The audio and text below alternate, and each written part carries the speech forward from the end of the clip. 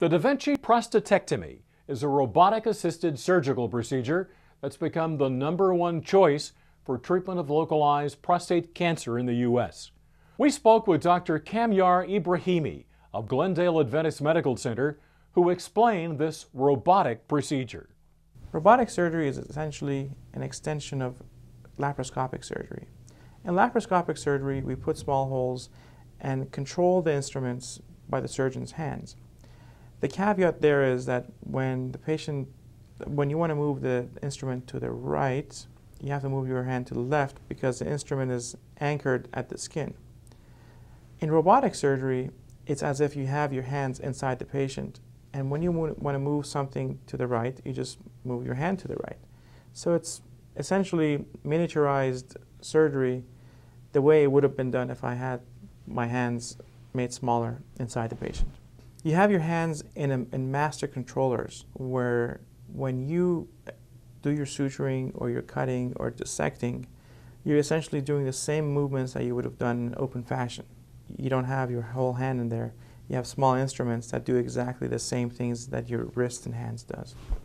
What are the advantages of having robotic surgery for prostate cancer? There are several advantages that have been proven when you compare robotic surgery for prostate as opposed to open surgery for prostate. First of all, there's faster recovery. There's small incisions and therefore better cosmesis or less scarring. And thirdly, faster return to normal activity. Other potentials for benefits for robotic surgery are less pain, better continence, better erectile function after surgery, and improved outcomes with surgical margins. However, those are potential because they haven't borne out in the data. What should a patient ask the surgeon regarding robotic surgery? Some of the things that a patient should be aware of when seeing a robotic surgeon are that surgeon's experience with robotic surgery. Robotic surgery is just another way of doing surgery, but it's not the same as open surgery. Just like surgeons take a long time to accrue those skills to perform any surgery, open or not, robotic surgery needs to have that maturity instilled in the surgeon. So one of the things that probably the first thing that the patient should ask is how many cases the surgeon has performed. Dr. Ibrahimi told us of his experience with both procedures.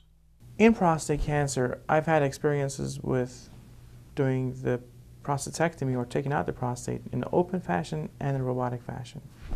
I can say that you see so many things with the robot that you otherwise don't see with the open surgery because of the magnification and the proximity that you experience with the robotic approach.